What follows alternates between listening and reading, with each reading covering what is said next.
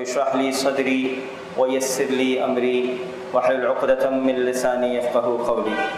21ویں پارے کی تلاوت کا آغاز ہوا اور بالکل شروع میں جو الفاظ ادا ہوئے کہ اتل ما اوحی الیک من الکتاب واقم الصلاۃ، جو کتاب آپ کی طرف وحی کی گئی ہے اسے پڑھیے، واقم الصلاۃ، اور نماز قائم کیجیے۔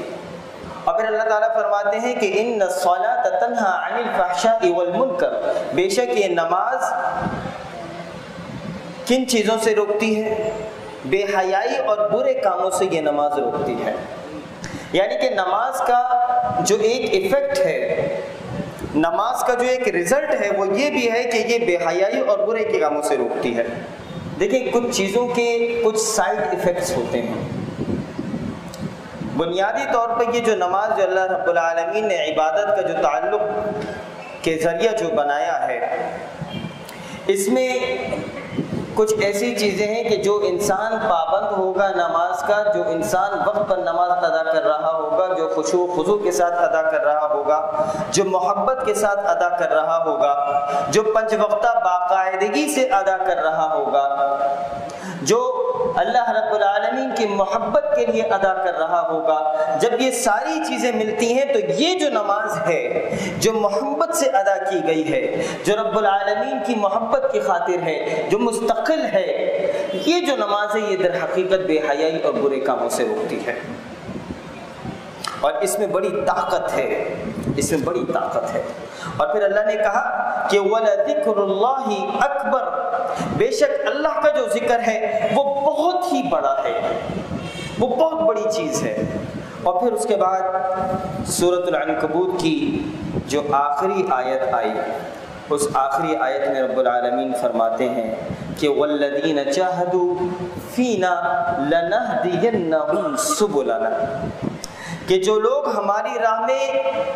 ہماری راہ میں مشقتیں برداشت کرتے ہیں، جو مصیبت برداشت کرتے ہیں، جو مشکل جب آتی ہے تو وہ ثابت قدم ہو کر کھڑے رہتے ہیں، اللہ رب العالمین فرماتے ہیں کہ والذین جاہدوا فینا لنہدینہم سبلنا، تو ایسے ہی لوگوں کو اپنی راہیں ہم ضرور دکھائیں گے، وَإِنَّ اللَّهَ لَمَعَ الْمُحْسِنِينَ، اور اللہ تعالی محسنین کے ساتھ ہے، ان لوگوں کے ساتھ ہے کہ جو احسان کا رویہ اختیار کرتے ہیں، جو حق سے تھوڑا زیادہ عبادت کے اندر رب العالمین سے محبت کا تعلق مضبوط کرتے ہیں، اللہ تعالیٰ ایسے محسنین کے ساتھ ہے۔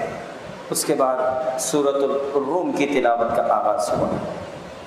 یہ سورۃ الروم کی جو تلاوت ہے، الف لام میم غلبت الروم، کہ رومی مغلوب ہو گئے، فی ادنی الارض وهم من بعد غلبهم سیغلبون، نزدیک کی زمین میں، پر وہ مغلوب ہونے کے بعد عنقریب دوبارہ غالب ہو جائیں گے۔ رومی مغلوب ہو گئے، اسی قریب کی زمین میں یہ مغلوب تو ہو گئے ہیں، لیکن عنقریب کچھ عرصے کے اندر اللہ نے فرمایا فی بضع سنین، چند سال میں، تقریباً 10 سال تک کے عرصے کے اندر یہ رومی دوبارہ غالب آ جائیں گے۔ اور جب یہ دوبارہ غالب آئیں گے، للہ الامر من قبل ومن بعد، اس سے پہلے اور اس کے بعد بھی اختیار اللہ ہی تعالیٰ کا تھا اور ہے، کہ پہلے اگر یہ مغلوب ہو گئے تھے یہ رومی تو بھی اللہ ہی کا اختیار تھا، اور جب یہ دوبارہ غالب آئیں گے تو بھی اللہ کا اختیار ہوگا۔ لیکن یہاں جو سمجھنے کی چیز ہے وہ یہ ہے، الفاظ ادا ہوئے کہ وَيَوْمَئِذٍ يَفْرَحُ الْمُؤْمِنُونَ، اور اس روز مسلمان شادماں ہوں گے، خوش و خرم ہوں گے، جس روز جب یہ رومی دوبارہ غالب آئیں گے تو مسلمان بھی اس روز خوش و خرم ہوں گے، ان کے لیے خوشی کا سامان ہوگا۔ اب یہ جو سورۃ الروم آئی، جب اس کی سورۃ الروم کی وحی آئی، یہ بڑی عجیب چیز ہے۔ وہ ہوا یہ کہ رومی سلطنت تھی، اس زمانے میں 2 سپر پاورز تھیں، ایک رومن ایمپائر تھی اور ایک پرشین ایمپائر، ایک رومی سلطنت تھی اور ایک ایرانی سلطنت تھی۔ یہ جو ایرانی سلطنت تھی، جو پرشین ایمپائر تھی، یہ لوگ بت پرست تھے، یہ اللہ کی عبادت نہیں کرتے تھے، اور دوسری طرف جو رومن ایمپائر تھی یہ اہل کتاب تھی، یعنی عیسائی تھے یہ لوگ۔ تو ہوا کیا کہ ان بت پرستوں نے اور ان لوگوں نے کہ جو اللہ کے ساتھ شریک کرتے تھے، انہوں نے اہل کتاب کو جنگ کے اندر مغلوب کر دیا اور وہ فاتح ہو گئے۔ تو ہوا یہ کہ جب رومی مغلوب ہو گئے تو جب مسلمانوں کو یہ خبر پہنچی کہ رومی جو ہے وہ مغلوب ہو گئے ہیں اور ایرانیوں نے، ان مشرکین نے ان رومیوں کو شکست دے دی ہے، تو مسلمان تھوڑے سے غمگین ہوئے۔ کیوں کہ رومی جو تھے وہ اہل کتاب تھے، مسلمان غمگین ہوئے۔ دوسری طرف جو مشرکین مکہ تھے وہ خوش ہوئے کہ ان مشرکین نے، جو ایرانی مشرکین ہیں، انہوں نے اہل کتاب کو شکست دے دی ہے۔ تو مسئلہ صرف رومیوں کا اور ایرانیوں کا نہیں تھا، بلکہ مسئلہ یہاں یہ بھی تھا کہ مشرکین مکہ جو تھے، مشرکین مکہ وہ خوش تھے ایرانیوں کے جیتنے پر، اور مسلمان رومنز کے ہارنے پر مغموم تھے۔ اب ہوا کیا یہاں پہ؟ جو اہم چیز ہوئی وہ یہ، اللہ نے کہا کہ چند ہی عرصے میں دوبارہ مسلمان غالب آ جائیں گے، فی بضع سنین، تقریباً 10 سال کے عرصے میں۔ اب ہوا یہ یہاں پہ کہ پھر وقت نے اپنا پینترا بدلا، وقت نے اپنا پینترا بدلا، اور یہ رومی سلطنت جو تھی 9 سال کے اندر اندر، یہ قرآن کی رومی سلطنت کی یعنی 2 ہجری کے اندر، سن 2 ہجری میں رومی سلطنت نے دوبارہ جنگ کی اور ایرانیوں کو تہو تیغ کر دیا، ان کو شکست دے دی سن 2 ہجری کے اندر۔ یہاں یہ بات سمجھنے کی ہے کہ یہ جو رومنز کی دوبارہ فتح جو تھی، اس کی پیشنگوئی اللہ تعالیٰ نے 9 سال پہلے ہی دے دی تھی کہ دیکھو آج اگر رومنز جو ہیں وہ مغلوب ہوئے ہیں تو کل دوبارہ غالب ہوں گے۔ لیکن ایک اور پیشنگوئی یہاں پہ ہوئی، وہ پیشنگوئی یہ تھی جو میں نے الفاظ ادا کیے کہ وَيَوْمَئِذٍ يَفْرَحُ الْمُؤْمِنُونَ، جس دن رومنز خوش ہوں گے، جس دن رومن ایمپائر دوبارہ غالب آ جائے گی، مسلمان بھی اس دن خوش و خرم ہوں گے۔ یہ دوسری خوشخبری جو تھی وہ یہ تھی کہ سن 2 ہجری میں، جس وقت سن 2 ہجری میں رومنز نے ایرانینز کو ختم کیا، شکست دی، بالکل اسی وقت مسلمانوں نے غزوہ بدر کے اندر یہاں پر مشرکین مکہ کو ایک بہت بڑی شکست دے دی۔ میرے بھائی، یہ اللہ تعالیٰ کی طرف سے ایک پیشنگوئی تھی کہ دیکھو 9 سال بعد تمہارے ساتھ یہ ہونے والا ہے، تمہیں شکست ملے گی۔ آج تم خوش ہو رہے ہو، تمہیں مسلمانوں کے ہاتھوں بھی شکست ملے گی، اور اس کا اسٹیٹمنٹ 9 سال پہلے مسلمانوں کو بتا دیا گیا۔ پھر اس کے بعد آگے چل کر تذکرہ آتا ہے کہ یخرج الحی من المیت ویخرج المیت من الحی ویحیی الارض بعد موتها وکذالک تخرجون۔ یہ آیت نمبر 19 سورۃ الروم کی، کہ اللہ تعالیٰ کہتا ہے کہ ہم زندگی کو موت میں سے نکالتے ہیں، ہم موت کو زندگی میں سے نکالتے ہیں، ہم دن کو رات میں سے نکالتے ہیں، ہم رات کو دن میں سے نکالتے ہیں۔ یہ دنوں کا آنا جانا، یہ موت اور زندگی کا، یہ تو نشانی ہے در حقیقت ان لوگوں کے لیے جو عقل رکھتے ہیں۔ یہ پیدائش، ذرا اپنی پیدائش پہ تو غور کرو، ذرا ان رات اور دن کے آنے جانے پہ تو غور کرو، یہ اللہ تعالیٰ کی طرف سے ایک بہت بڑی نشانی ہے تمہارے لیے۔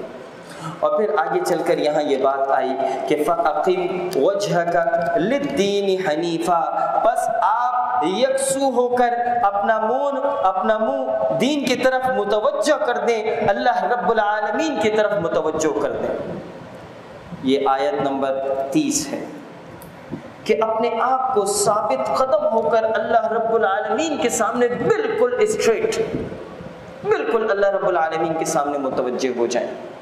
اور پھر اسی کے اندر یہ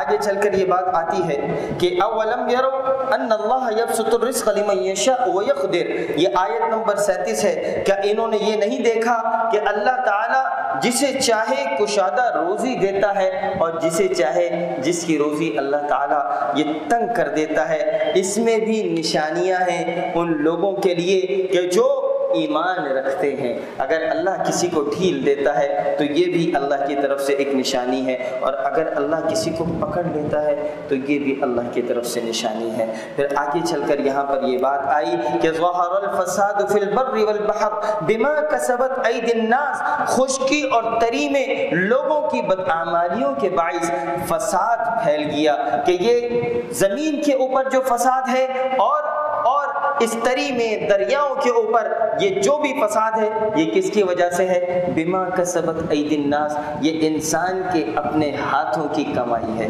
یہ انسان اصل میں خود فسادی ہے، جس کی وجہ سے آج زمین کے اندر جو فساد ہو رہا ہے یہ اسی کی وجہ سے ہو رہا ہے۔ اگر یہ فساد ان سمندروں میں ہے تو یہ اسی انسان کی وجہ سے ہے۔ اور پھر آگے چل کے کہا فَأَقِمْ وَجْهَكَ لِلدِّينِ الْقَيِّمِ مِنْ قَبْلِ أَنْ يَأْتِيَ يَوْمٌ لَا مَرَدَّ لَهُ مِنَ اللَّهِ يَوْمَئِذٍ يَصُدَّعُونَ۔ آیت نمبر 43 میں اللہ نے کہا کہ بس آپ اپنا رخ اس سچے اور سیدھے دین کی طرف ہی رکھیں قبل اس کے کہ وہ دن آ جائے جس کا ٹل جانا اللہ تعالیٰ کی طرف سے ہی نہیں ہے، اللہ تعالیٰ کی طرف سے ہے ہی نہیں اس کا ٹل جانا۔ اس دن سب متفرق ہو جائیں گے، اس دن سب متفرق ہو جائیں گے۔ اس کے بعد سورہ لقمان کی تلاوت کا آغاز ہوا، اور یہ جو ہے میں آپ تمام لوگوں سے چاہوں گا کہ یہ قرآن کا وہ حصہ ہے کہ ہر باپ اس حصے کو یاد کرے۔ سورہ لقمان کا جو دوسرا رکوع ہے، ہر ماں سورہ لقمان کے دوسرے رکوع کو ضرور یاد کرے۔ اس کی وجہ کیا ہے کہ حضرت لقمان جو تھے، حکیم لقمان، اللہ تعالیٰ نے ان کو حکمت عطا کی تھی۔ اب یہاں پر ایک باپ اپنے بیٹے کو نصیحت کر رہا ہے، ایک باپ اپنے بیٹے کو۔ اب یہ دیکھیں، آپ ذرا یہ سوچیں کہ ہم میں سے کتنے لوگ باپ ہیں، والد ہیں، اور کتنے لوگ جو ہیں باپ کی حیثیت سے اپنی اولاد کو جو نصیحت کرتے ہیں وہ کیسی ہوتی ہے؟ ہم لوگ بھی تو اپنی اولاد کو نصیحت کرتے ہیں نا۔ آپ یہ دیکھیں کہ جو ہم جو نصیحت کرتے ہیں وہ کیا کرتے ہیں، اور حکیم لقمان نے اپنے بیٹے کو جو نصیحت کی تھی وہ کیا کی تھی۔ اور ایک اور بات یہاں پر سمجھنے کی ہے، انسان ساری دنیا کو دھوکہ دے سکتا ہے، انسان سب کو فریب کر سکتا ہے، سب کو دغا دے سکتا ہے، اپنی اولاد کے ساتھ کبھی دھوکہ نہیں کرتا، کبھی اپنی اولاد کو دھوکہ نہیں دیتا، ہمیشہ اپنی اولاد کے لیے حریص ہوتا ہے، محبت کا جذبات رکھتا ہے۔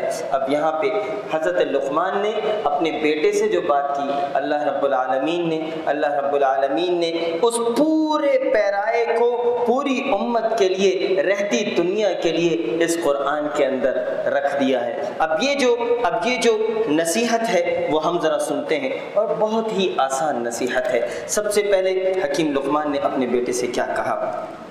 یہاں سب سے پہلے یہ ہوا کہ وَلَقَدْ آتَيْنَا لُقْمَانَ الْحِكْمَةَ، اور ہم نے یقیناً لقمان کو حکمت دی، أَنِ اشْكُرْ لِلَّهِ، کہ تو اللہ کا شکر کر، وَمَنْ يَشْكُرْ فَإِنَّمَا يَشْكُرُ لِنَفْسِهِ، اور جو اللہ کا شکر کرے گا، جو اللہ کا شکر کرے گا در حقیقت وہ اپنے ہی لیے خیر کا معاملہ کرے گا۔ وَمَنْ كَفَرْ، اور جو اللہ کا انکاری ہوگا، فَإِنَّ اللَّهَ غَنِيٌّ حَمِيدٌ، تو اللہ تعالیٰ اس سے بے نیاز ہے، اللہ تعالیٰ تو تعریفوں والا ہے۔ اب یہاں سے نصیحت شروع ہو رہی ہے، ایک باپ اپنے بیٹے کو نصیحت کر رہا ہے۔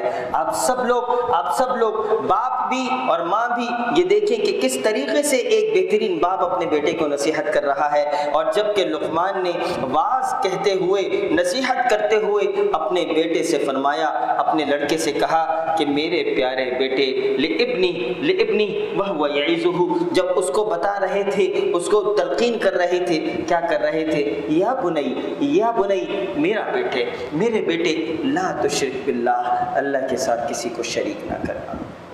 تم کامیاب ہونا چاہتے ہو، تم آگے بڑھنا چاہتے ہو، دیکھو اللہ کے ساتھ کسی کو شریک نہ کرنا۔ لا تشرک باللہ ان الشرک لظلم عظیم، بے شک یہ شرک بہت بھاری ظلم ہے۔ اس کے بعد یہاں تک تو بات حضرت حکیم لقمان کی تھی، لیکن اتنی خوبصورت باتیں حکیم لقمان نے کی، اللہ تعالیٰ نے اس میں ایک اپنی طرف سے بات اس میں ایک ڈالی۔ وہ بات کیا تھی؟ اللہ تعالیٰ نے اپنی جو بات ڈالی وہ یہ کہ وَوَصَّيْنَا الْإِنسَانَ بِوَالِدَيْهِ، ہم نے اس انسان کو اس کے ماں باپ کے متعلق نصیحت کی ہے۔ آپ یہ دیکھیں حکیم لقمان کی اس بات میں خوبصورت باتوں کے اندر اللہ تعالیٰ نے ایک ایسی بات ڈال دی ہے جو میرے لیے اور آپ کے لیے نصیحت کا سامان ہے۔ اللہ نے کہا کہ وَوَصَّيْنَا الْإِنسَانَ بِوَالِدَيْهِ، ہم نے انسان کو اس کے ماں باپ کے متعلق نصیحت کی ہے۔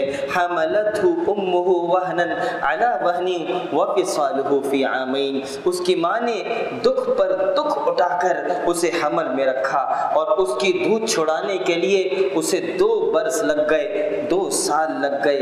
انشکر لی کہ تو میرا شکر ادا کر، ولی والدیک، اور تو اپنے والدین کا شکر ادا کر۔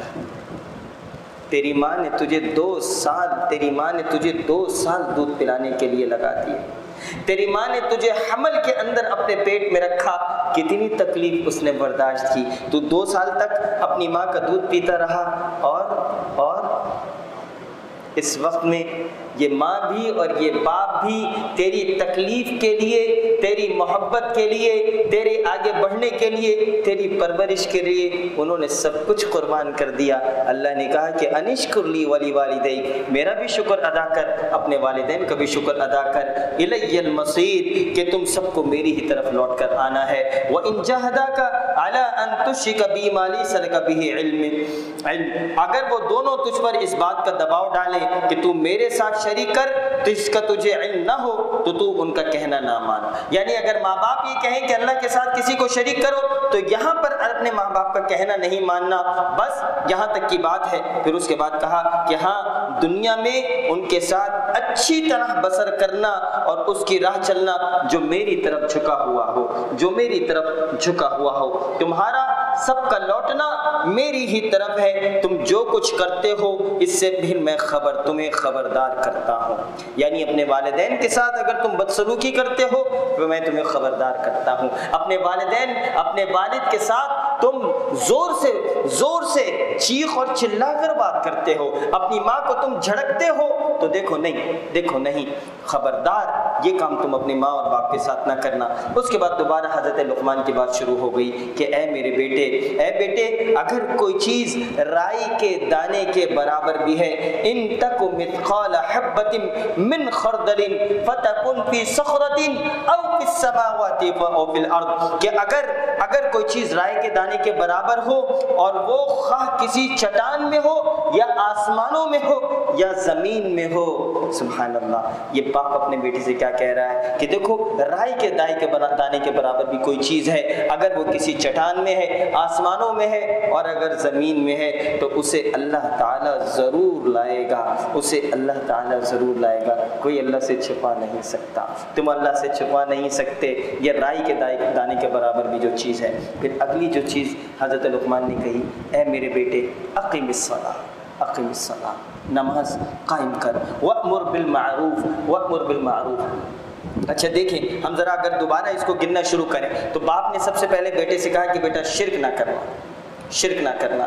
جو دوسری چیز جو اللہ نے بیان کی وہ یہ کی کہ والدین کے ساتھ حسن سلوک اختیار کرو۔ جو تیسری چیز حضرت لقمان نے کہی کہ دیکھو بیٹا، رائی کے دانے کے برابر بھی کوئی چیز ہے تو وہ اللہ سے نہیں چھپ سکتی، اس لیے کچھ نہ ایسا ہو، چھپو بھی یا چھپے ہوئے ہو یا کھلے ہوئے ہو، اللہ سے ڈرتے رہو۔ چوتھی چیز نماز قائم کرو۔ پانچویں چیز وَأْمُرْ بِالْمَعْرُوفِ، کہ نیکی کا حکم دو۔ چھٹی چیز وَانْهَ عَنِ الْمُنْكَرِ، اور برے کاموں سے منع کرنا۔ ساتویں چیز وَاصْبِرْ عَلَىٰ مَا أَصَابَكَ، اور جب کبھی تم پر مصیبت آ جائے تو صبر کرنا۔ إِنَّ ذَلِكَ مِنْ عَزْمِ الْأُمُورِ، یقین مان کہ یہ بڑے تاکیدی کاموں میں سے ہے۔ اس کے بعد کہا آٹھویں چیز وَلَا تُسَعِّرْ خَدَّكَ لِلنَّاسِ، لوگوں کے سامنے اپنے گال نہ پھلا۔ آٹھویں چیز پھلا کر، منہ پھلا کر بات نہ کر، غرور اور تکبر کے ساتھ بات نہ کر۔ یہ غرور اور تکبر انسان کو اللہ تعالی سے دور لے کر چلا جاتا ہے۔ اور جو سب سے پہلا گناہ جو ہوا، جو سب سے پہلی نافرمانی ہوئی اس روئے زمین پر، جو اللہ کی جو سب سے پہلی نافرمانی تھی وہ کس نے کی تھی؟ وہ ابلیس نے کی تھی، اور وہ جو نافرمانی تھی اس میں غرور اور تکبر تھا۔ اسی لیے آٹھویں چیز یہ کہی ہے کہ منہ پھلا फुला फुला कर बात न कर, मुंह फुला फुला कर बात न कर। वला तमशी फिल अर्दि मरहा, और ज़मीन के ऊपर अकड़ करना चल, नवी चीज़। और फिर 10वीं चीज़ क्या है? इन्नल्लाह ला युहिब्बु कुल्ल मुख्तालिन फ़खूर, किसी तकब्बुर करने वाले शेखी खोरे को अल्लाह ताला पसंद नहीं फरमाता।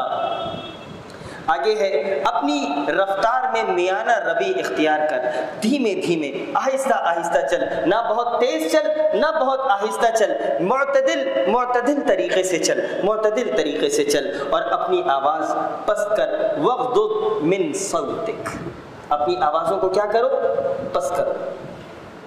इन्न अनकरुल अस्वात लसौतुल हमीर, यकीनन आवाज़ों में सबसे बदतर जो आवाज़ है वो गधों की आवाज़ है। ये एक बाप की अपने बेटे को नसीहत थी। ये 10-11 चीज़ें 12 चीज़ें एक बाप अपने बेटे को दे रहा है, एक बाप अपने बेटे को नसीहत कर रहा है। आप तमाम अहबाब से गुजारिश है इंशाअल्लाह कि ये सूरह लुक़मान का जो दूसरा रुकू है इसे हिफ्ज़ कर लें, इसको बार बार अपने घर में पढ़ें, खुद अपने लिए पढ़ें और अपनी औलाद को भी पढ़ाएं। हर माँ और हर बाप इसको इंशाअल्लाह याद करें। उसके बाद सूरह लुक़मान की जो आखिरी आयत आई वो ये आई, आखिरी आयत से पहले अल्लाह ने फरमाया, या अय्युहन्नास, ए लोगो, इत्तक़ू रब्बकुम, अपने रब से डरो, वख्शौ यौमन ला यजज़ी वालिदुन अन वलदी, उस दिन का खौफ करो जिस दिन बाप अपने बेटे को कोई नफ़ा नहीं दे सकेगा। आज ये जो सारी मोहब्बत है, हमारी मोहब्बत किससे होती है? आप यकीन जाने, जब से बेटा हुआ है, मैं यहाँ पे बैठा हूँ, मेरा बेटा दूसरे मुल्क के अंदर है, अब मैं सोचता हूँ हर वक्त उसके बारे में। बेटे की जो मोहब्बत है,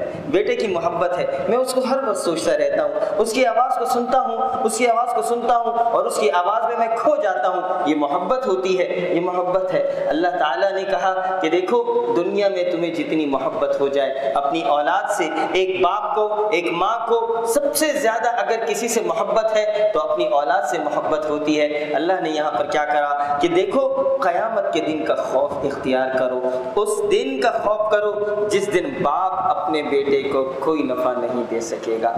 दुनिया में तुमने जितनी मोहब्बत कर ली, वहाँ पर बाप भी माँ भी, यौम यफिर्रुल मर्उ मिन अखी, कि उस दिन क्या होगा?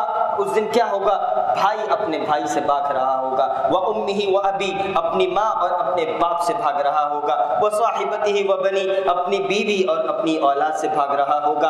अल्लाह ताला का देखें तो सही ये निज़ाम क्या है कि दुनिया में सबसे ज़्यादा जिन लोगों से इंसान मोहब्बत करता है, क़यामत के दिन जब वो मामला होगा, जब नफ्सा नफ्सी का आलम होगा, कोई किसी को नहीं देख रहा होगा, कोई किसी को नहीं देख रहा होगा, उस वक्त सिर्फ और सिर्फ आमाल काम आएंगे। उस वक्त सिर्फ और सिर्फ के जिनके दिल में इस दुनिया के अंदर तकवा था, जिनके दिल में मोहब्बत थी, वो तकवा और मोहब्बत उनको वहाँ पर बचा ले जाएगी। उसके लिए अल्लाह ने क्या कहा? उस दिन का खौफ करो जिस दिन बाप अपने बेटे को कोई नफ़ा न पहुँचा सकेगा और ना बेटा अपने बाप का ज़रा सा भी नफ़ा करने वाला होगा।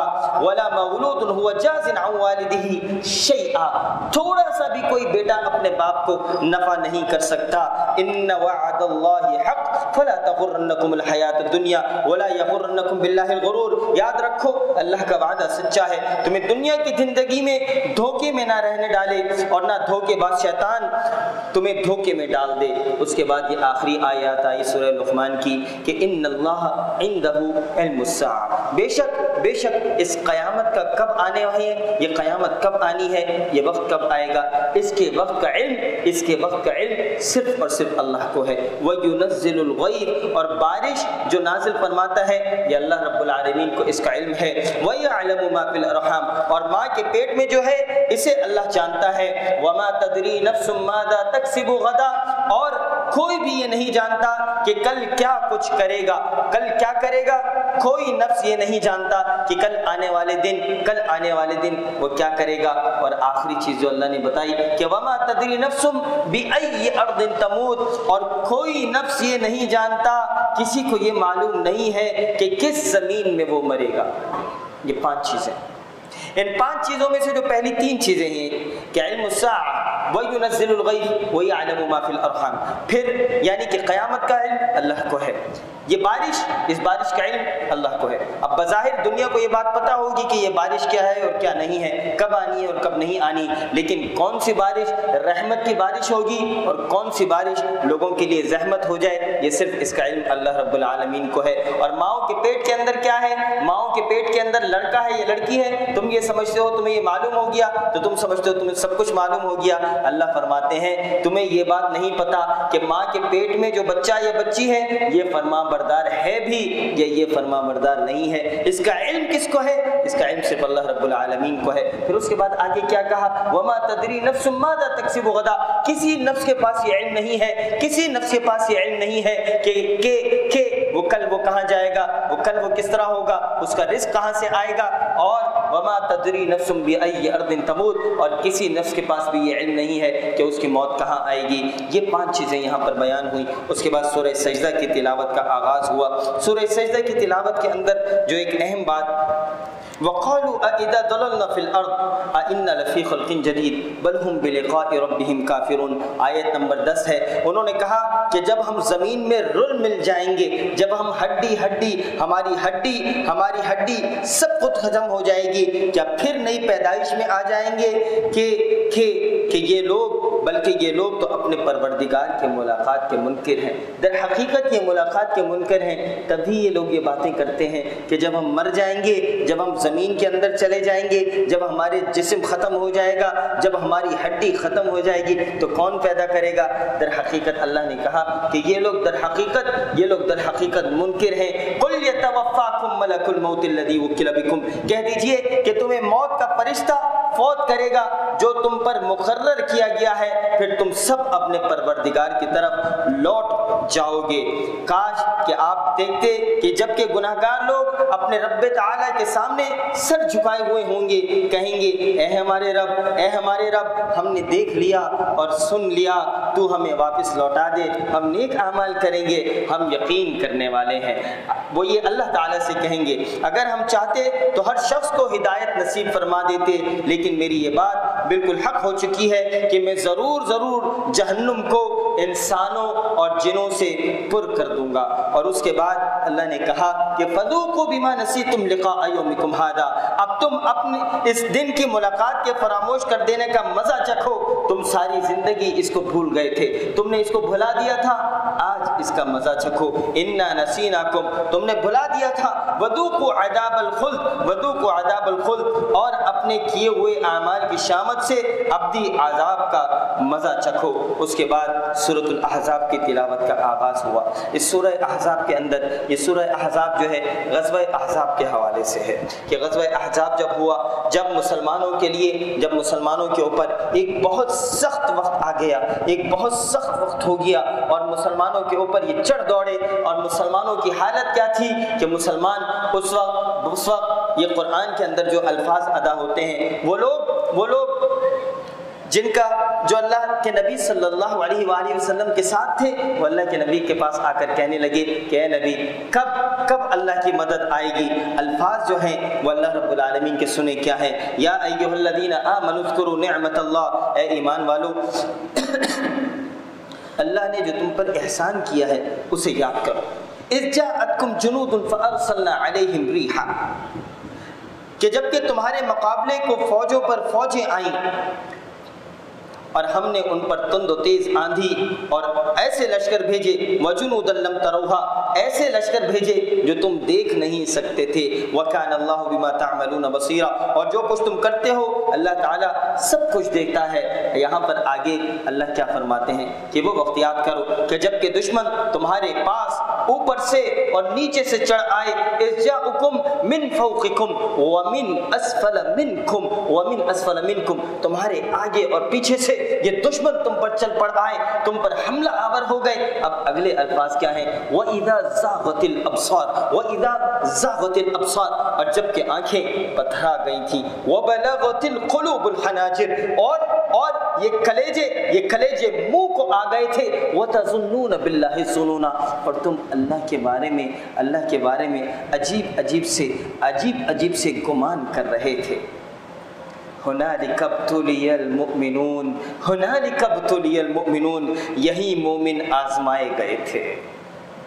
इतनी सख्त आजमाइश थी। ये अल्फाज तो देखें कि जब दुश्मन आगे से पीछे से तुम्हारे ऊपर चढ़ दौड़े थे, और क्या हुआ था, तुम्हारी आंखें चढ़ गई थीं, तुम्हारे कलेजे मुंह को आ गए थे। अल्फाज अल्लाह के देखें क्या हैं, वतज़ुन्नून बिल्लाहि ज़ुनूना, और तुम अल्लाह के बारे में अजीब अजीब से गुमान कर रहे थे। उस दिन अल्लाह ने क्या किया, उस दिन मोमिन आजमाए गए। वज़ुलज़िलू ज़िलज़ालन शदीदा, और उस दिन अल्लाह ताला ने पूरी तरह से मोमिनीन को झंझोड़ दिया था। आप ज़रा सोचिए तो सही कि वो ग़ज़वा क्या होगा कि पूरी तरह से मोमिनीन को अल्लाह ताला ने झंझोड़ दिया। वइज़ यक़ूलुल मुनाफ़िक़ून, और मुनाफिक वो लोग जिनके दिलों में शक था, रोक था, कहने लगे अल्लाह ताला इसके रसूल ने हमसे महज धोखा फरेब का ही वादा किया था।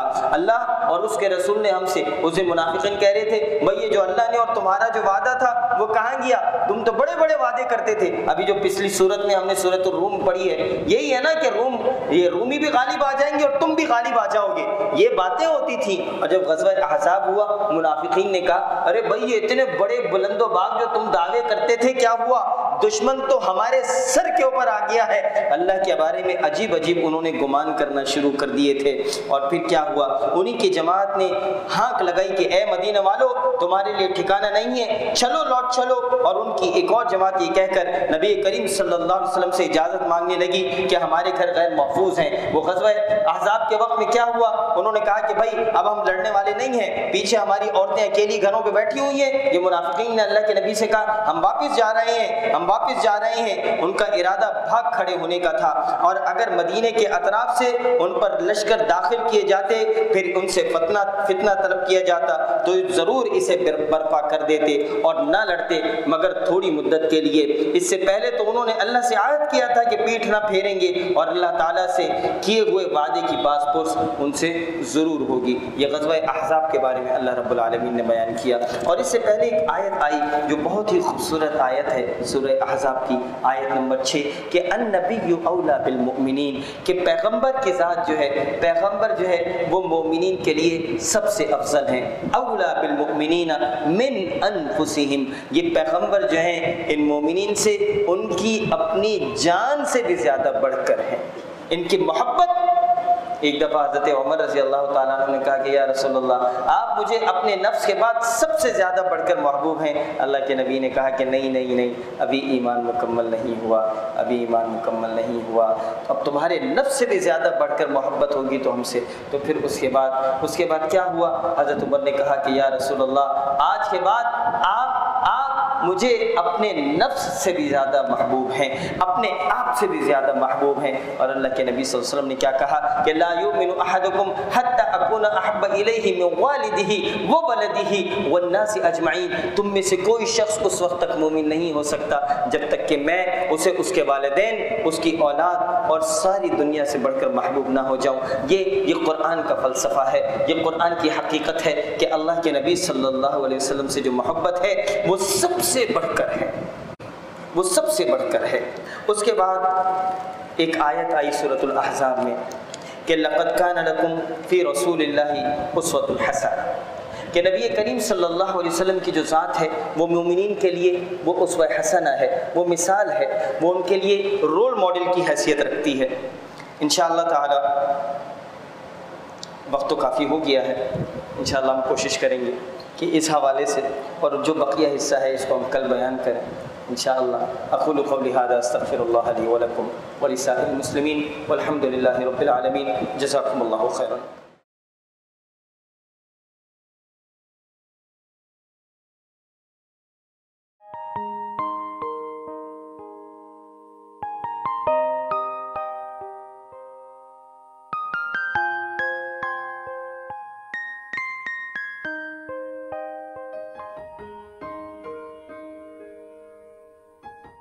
Thank you for watching.